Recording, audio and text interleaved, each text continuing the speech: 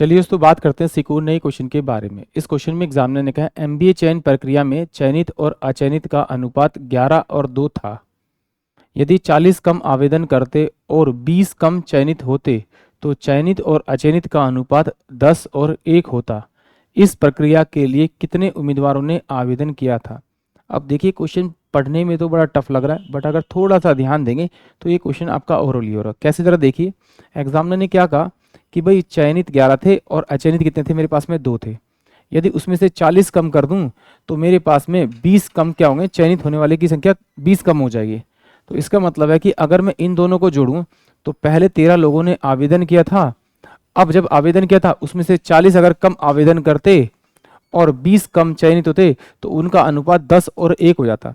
यानी कि इन दोनों का अगर मैं टोटल करूं तो अब अप्लाई करने वाले टोटल कितने हुए, आवेदन 11। इन दोनों का डिफरेंस देखो तो डिफरेंस कितना आ रहा है, 2 का आ रहा है। जबकि अंतर कितने दे रखा है आपका, 40 का। तो इससे किससे मल्टीप्लाई करना पड़ेगा, 20 से, और 20 से इसे मल्टीप्लाई करूंगा तो 260। यानी कि ऑप्शन जो ए होगा वो इस क्वेश्चन के लिए करेक्ट होगा। इसको अब जरा डिटेल से समझते हैं। कैसे जरा देखिए, एग्जामिनर ने कहा कि भाई 11 तो मेरे पास में चयनित थे और अचयनित जो चयनित नहीं हुए वो 2 थे। तो इसका मतलब टोटल कितने होंगे मेरे पास में आपके 13, मैं मान लेता हूँ टोटल अब 13x है। 13x जो है उन्होंने आवेदन किया, उसमें से चयनित कितने होते हैं आपके 11। तो 11x मैं मान लेता हूँ कि वो चयनित होते हैं।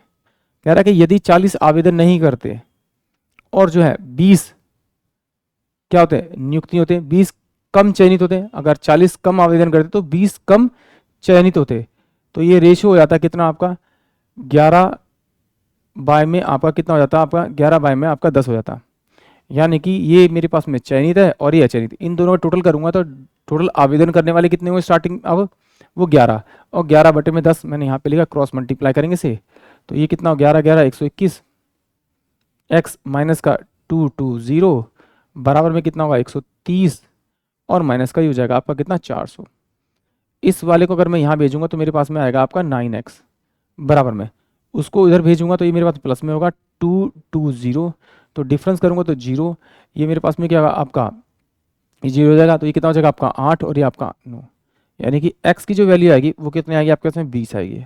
अगर x की वैल्यू आपके पास में 20 आ रही है तो टोटल कितने थे मेरे पास में 13x। तो 13 इंटू में अगर मैं 20 से मल्टीप्लाई करूंगा तो अप्लाई करने वाले आवेदन करने वाले कितने थे आपके, टोटल 260 थे। यानी कि ऑप्शन जो ए था वो इस क्वेश्चन के लिए करेक्ट था। आई होप आप सभी को क्वेश्चन समझ में आया होगा।